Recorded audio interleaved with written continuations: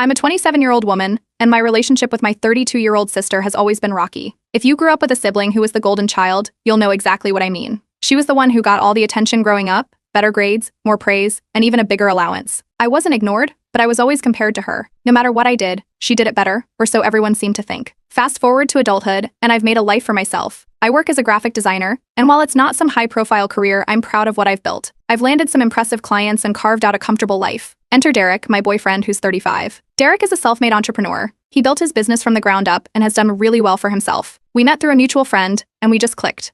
He's smart, funny, and yes, financially stable. That last part is important because it's what triggered everything that followed. The moment my sister found out about Derek, things shifted. At first, she seemed genuinely happy for me. She'd ask questions about him, how we met, what he does, what he's like. But it didn't take long before her comments started to change. They went from, "Oh, he sounds great," to, "Wow, you really lucked out with him, huh?" She'd say it with a laugh, but there was always something in her tone that felt off. I brushed it aside at first, not wanting to start drama.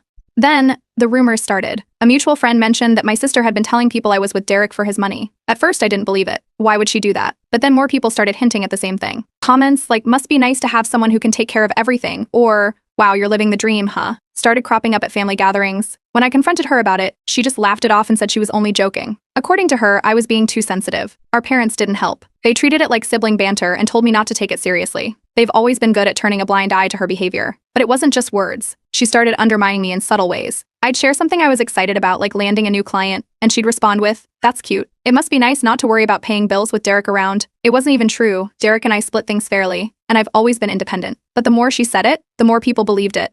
It escalated to social media. My sister started posting vague, passive-aggressive comments like, "Some people will do anything for a free ride," or "Funny how some people act like they earned what they were given." She never mentioned my name, but the timing and context made it obvious. Friends started messaging me, asking what was going on. It was humiliating. The tipping point came at a family dinner. Derek joined us, and my sister made a comment about how I was living every gold digger's dream. She said it loud enough for everyone to hear, with a big smile on her face like it was just a joke.